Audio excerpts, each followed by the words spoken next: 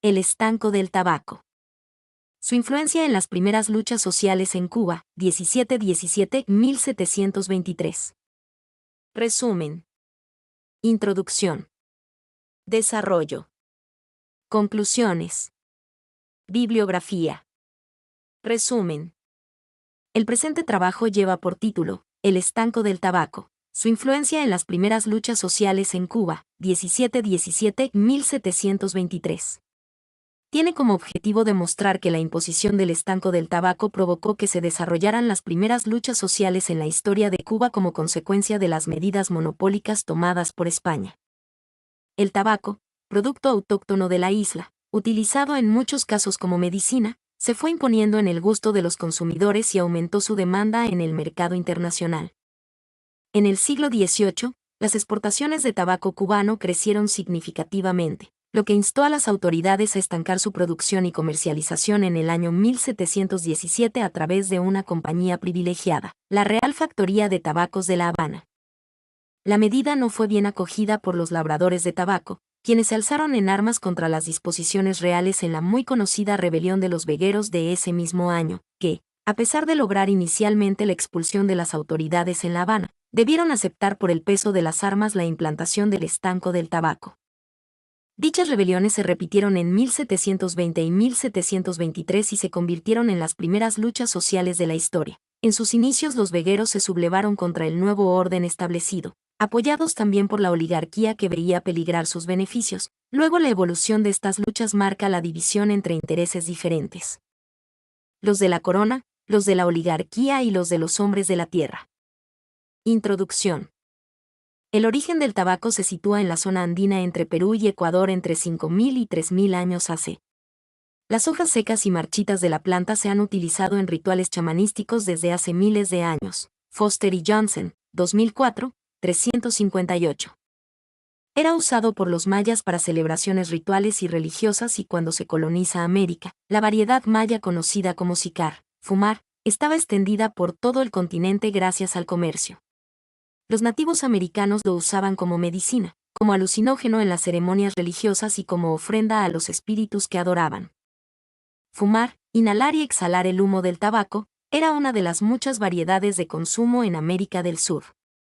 Además de fumarse, el tabaco se aspiraba por la nariz, se masticaba, se comía, se bebía, se untaba sobre el cuerpo, se usaba en gotas en los ojos y se usaba en enemas.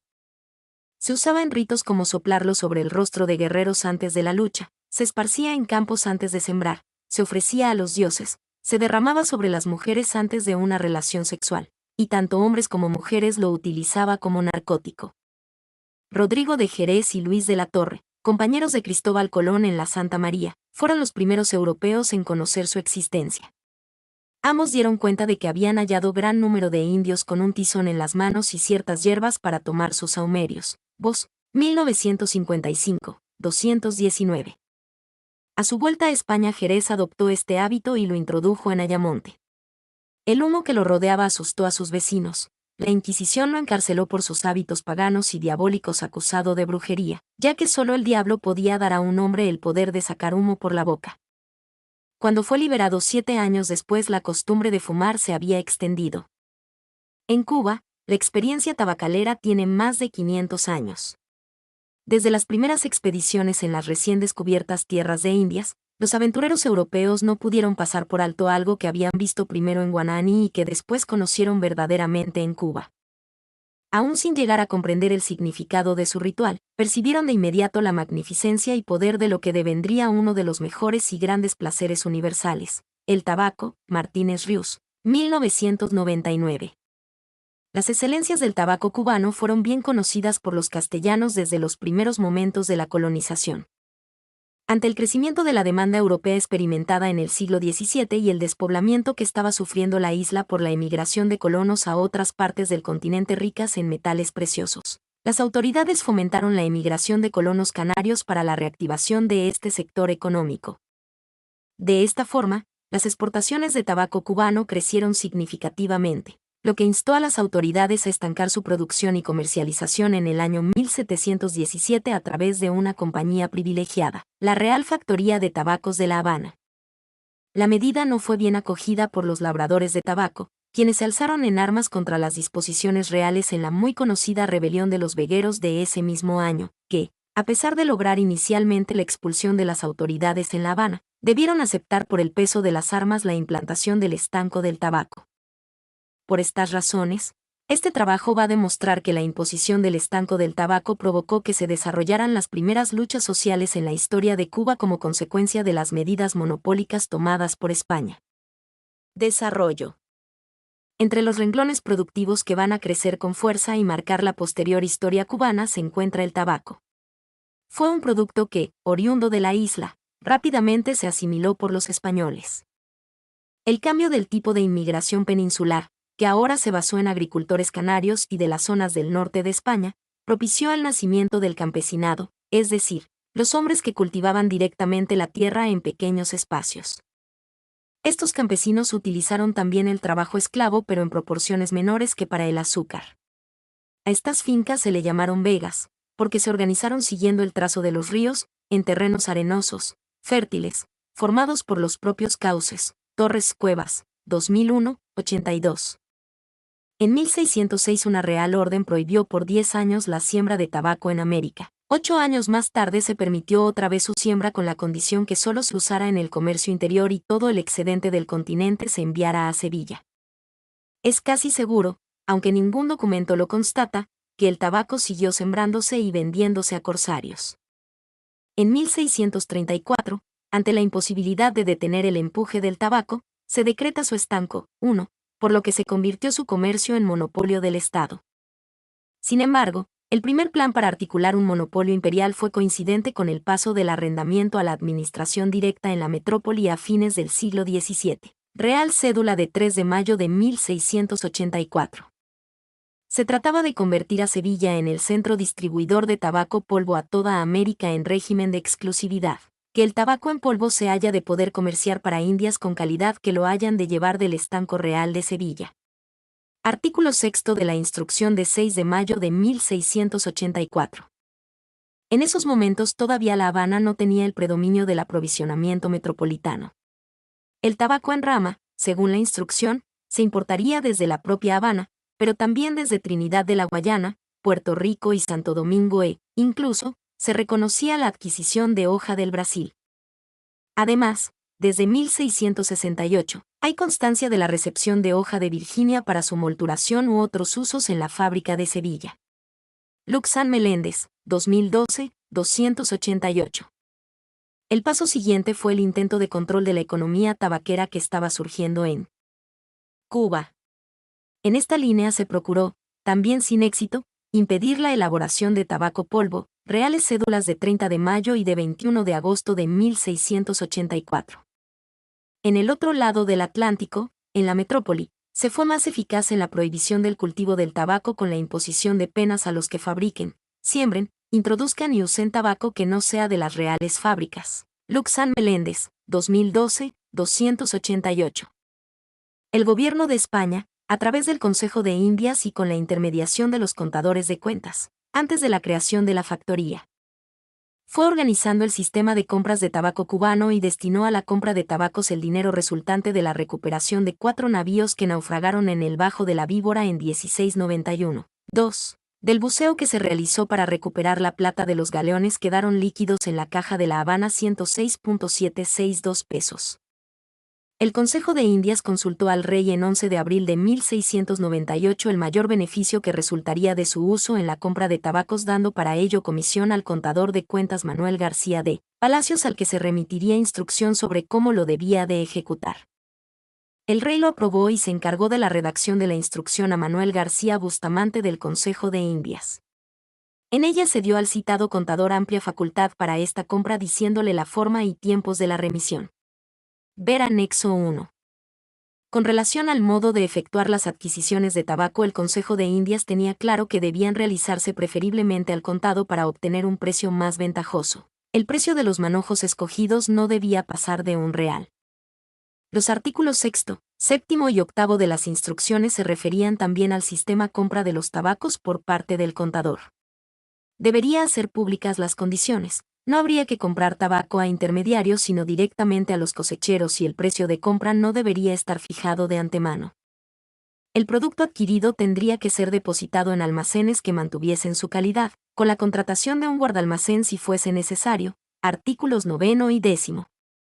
Igualmente, las instrucciones advertían sobre el cuidado que había que tener en la formación de los paquetes para su embarque, tratando de evitar al máximo los desperdicios, artículo 11. A partir del 1702 siguieron dictándose diversas reales cédulas que ordenaban la compra e inmediata conducción de tabacos a la metrópoli. La producción se incrementó entre 1713 y 1720 reproduciéndose los molinos para la fabricación del polvo de tabaco o rapé, y si bien las tierras se les entregaba a los campesinos, los molinos pertenecían a los propietarios de las haciendas. Sin embargo, el auge y descontrol de la economía tabaquera, así como la presencia inglesa, a partir de 1714, se encuentran entre las razones que llevaron a Felipe V a la creación de la primera factoría del tabaco de La Habana. De ella dependerían en el exterior una serie de factores radicados en Santa Cruz de Tenerife, México, Campeche, Cartagena de Indias, Portobelo y Lima. Para la creación de la factoría, se esgrimía el argumento de la falta de calidad y la atención exclusiva, por parte de la renta, a los intereses de los comerciantes de la carrera de Indias y de los productores cubanos y no de los suyos propios. Tocando en La Habana a su retorno de América era preciso, las más de las veces, a cambio de géneros y de llevar las bodegas ocupadas, tomar los tabacos de las calidades que proporcionaban la utilidad y conveniencia del vendedor y comprador, sin atender a traer los que la renta necesitaba para su consumo. Luxán Meléndez, 2012, 288. Baja calidad y corrupción, como signos visibles del tráfico, y conociendo el ministerio de aquel tiempo el perjuicio que de esto, y la inutilidad de los tabacos resultaba a la Real Hacienda, y aún contra los mismos comerciantes, y no encontrarse para el remedio, por lo difícil de la justificación. Y deseando surtir a la renta de las cantidades de tabacos que necesitaba para su consumo, determinó su majestad establecer la factoría en La Habana. Luxán Meléndez, 2012, 290. De este modo se confiaba en obtener más de 7 millones de libras de tabaco anuales, con las que podría procederse incluso a la reexportación de excedentes. Se pretendía, además, que la plata del Virreinato de Nueva España fuera la que sufragara, a través de la figura del situado, la adquisición de la producción tabaquera cubana, lo que supondría el abastecimiento con materia prima gratis del monopolio peninsular y la organización de un sistema imperial que tendría por tanto su verdadero centro financiero dinamizador en la Nueva España. El sistema de compras directas a los productores cubanos, por su parte, debía garantizar un abastecimiento regular y continuado de materia prima estimado en 3 millones anuales de libras para el sostenimiento del consumo metropolitano. Así, además de establecer el monopolio sobre la producción, distribución y venta de tabacos en Cuba, se fundaba la primera factoría de La Habana como centro comprador en exclusiva e intermediario entre los vegueros y la Hacienda Real. La factoría de La Habana 1717 surgió con un doble objetivo: asegurar un suministro de calidad a Sevilla y entorpecer la fluidez mercantil de la factoría de negros inglesa. Se estableció para controlar, fiscalizar, racionalizar su producción y venta. Torres Cuevas, 2001, 91. Al establecer la factoría el pago directo a los productores, se alteraba el sistema tradicional, que era el que la oligarquía cubana les adelantaba dinero a cambio de la cosecha venidera. Desaparecido este negocio, el malestar se hizo presente, no solo en los grupos que controlaban el mercado, sino en los propios labradores que debían esperar a entregar el tabaco para disponer de efectivo. A través de una real cédula del 11 de abril de 1717 se crea la Factoría de Tabaco con sede en La Habana y regida por un superintendente general. El primero que ocupa este cargo es don José de Tallapiedras, que levanta los almacenes y oficinas en sus terrenos particulares situados en la bahía de La Habana. Esta factoría igualmente abre sucursales en Trinidad, Santiago de Cuba y Bayamo. Se convierte en el único comprador de las cosechas de tabaco, fijaba los precios y determinaba el volumen de las cosechas. Estimulaba el cultivo de las variedades que más se demandaban en Europa. Podía preparar un escalafón de preferencia y fijaba las cuotas de importación. Se excluía a cualquier comprador libre y se prohibía vender el tabaco que no había sido comprado, tenía que ser quemado. Por ello se erigió como un férreo monopolio estatal. Así, con esta primera factoría, la monarquía española intentaba lograr una racionalización económica y fiscal en lo referente al tabaco y, por tanto, alcanzar un nivel superior en su política de control. Se pensaba en una sociedad mercantil similar a la que se conocería años después como Real Compañía de Comercio y que administrase el negocio en beneficio de las rentas reales. Este monopolio estatal tabacalero causa un profundo malestar entre los vegueros habituados a proceder sin más obligaciones que las que le imponían los cabildos. Es decir, como consecuencia del estanco, los productores o pobres cultivadores se veían imposibilitados de obtener el provecho justo de su sudor y sacrificio. Los cosecheros solo podían vender al Estado, y al precio que éste impusiera. Comerciantes y cosecheros se rebelaron, y hasta los sacerdotes tomaron parte en la excitación, por cuanto perdían sus diezmos sobre las vegas. Voz, 1955, 221. Los vegueros se sublevaron contra el nuevo orden establecido, apoyados también por la oligarquía que veía peligrar sus beneficios. El 21 de agosto de 1717, un número considerable de vegueros de diferentes zonas de La Habana extramuros obstruyó los caminos y armado fundamentalmente con útiles de labranza, entre ellos el machete, interrumpió el acceso a la ciudad, paralizó el comercio y cortó el flujo de los abastecimientos. Los sublevados escogieron el territorio de Jesús del Monte para realizar sus operaciones por encontrarse a una legua de la puerta de tierra de la muralla y poseer una topografía elevada. Entraron a la ciudad y obligaron a las tropas a mantenerse en sus cuarteles, creándose, de esta forma, un vacío de poder. Tal situación le costó el cargo al gobernador. El historiador Juan Mos relata esta primera expresión organizada en que se asociaron la oligarquía y la iglesia a los vegueros de la siguiente forma: 500 o 600 vegueros entraron en son rebelde a La Habana, sin que los rechazara la guarnición, que fue tomada de sorpresa por los atacantes. Los vegueros se rebelaron. Destituyeron al gobernador de la isla, lo metieron en un barco, junto con los funcionarios del monopolio, y lo enviaron a España. Voz, 1955-91. Torres Cuevas señala a su vez, que esta primera manifestación obligó al gobernador Vicente Raja a marchar para España. Su sustituto, Gregorio Guaso Calderón, arrestó y deportó a regidores del Cabildo de La Habana bajo la acusación de promover las revueltas. Torres Cuevas, 2001, 93-94. Esta revuelta popular devenida en la primera lucha social fue de suma importancia porque ha sido la única vez que una sublevación provocó la salida de un gobernador de la isla. Sin embargo, la autora considera que la historiografía no ha abordado este hecho con profundidad. Como resultado de la revuelta se suspendieron momentáneamente las operaciones del estanco, consiguiéndose, además, una promesa de gestionar con el rey la revocación del Real Decreto sobre el estanco del tabaco de 1717. En agosto de 1720 se produce una segunda sublevación y nuevamente Jesús del Monte es el lugar escogido. Los vegueros se organizan en la loma, cortan los abastecimientos a la ciudad y amenazan con repetir los actos de 1717. En esta ocasión, el gobernador Gregorio Guaso Calderón mandó a rodear el lugar, cuestión que obligó de inmediato al obispo Jerónimo Valdés a amenazarlo con la excomunión si las tropas entraban al templo. Gracias a la intervención inteligente del prelado y del entonces sacerdote Pedro Agustín Morel de Santa Cruz, se evitó el derramamiento de sangre a costa de los vegueros. Esta sublevación trajo como efecto la autorización dada en 1720 a los vegueros para vender el tabaco sobrante tras abastecer la factoría con los imprescindibles 3 millones de libras. Una tercera y última sublevación se produce en febrero de 1723. Esta tuvo un triste final. 11 de los sublevados cayeron prisioneros y fueron fusilados al momento. Posteriormente los colgaron como escarmiento durante 3 días en los árboles de Jesús del Monte. El gobernador Gregorio Guaso fue implacable con ellos. En la década del 30 del siglo XX, el entonces párroco de la iglesia de El Buen Pastor, José Rodríguez Pérez, un sacerdote muy reconocido y de gran prestigio, encontró en el archivo parroquial, en el libro 2 de entierros de españoles hoy en poder de la oficina del historiador de la ciudad, los asientos de entierro de 8 de los vegueros ejecutados durante los hechos de 1723, los cuales se efectuaron en el cementerio de la iglesia.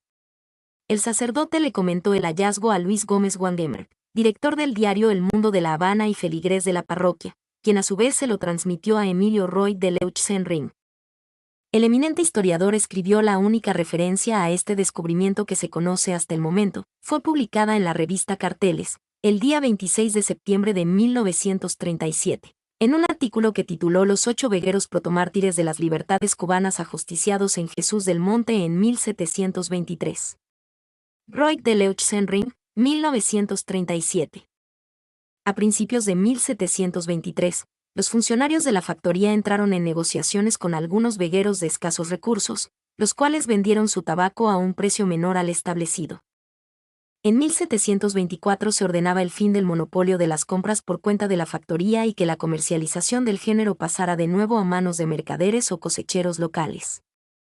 Un nuevo sistema de abastecimiento peninsular fue dispuesto en 1727 con la Intendencia General del Tabaco, que iba a funcionar hasta 1735 con Martín de Loinas y Vicente Caballero.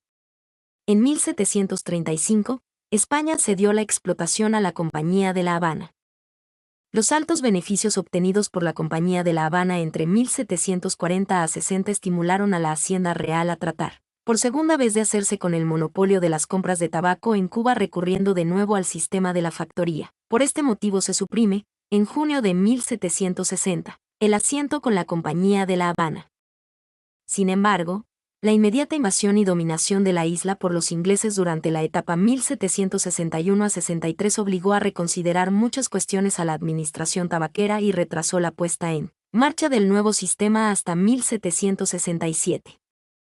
Este régimen de adquisiciones se mantuvo vigente hasta 1783 mientras se publicaban, en paralelo, los decretos de libre comercio que modificaban sustancial y definitivamente las condiciones generales del comercio colonial en el sentido de suprimir cualquier opción de carácter monopolista.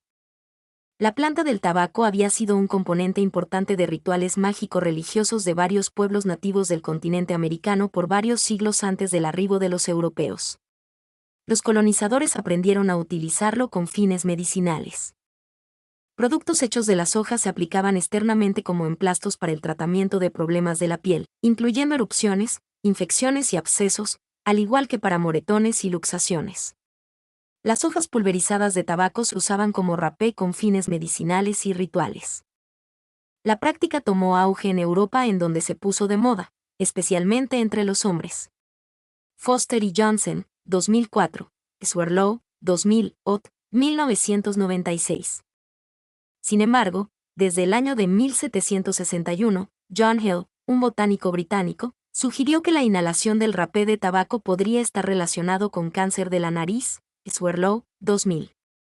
Los tés de las hojas del tabaco se usaban contra varias dolencias, incluyendo lombrices intestinales, como laxantes, para inducir el vómito, eméticos, como expectorante, contra los desmayos y los mareos, al igual que contra los dolores de cabeza. Foster y Johnson, 2004.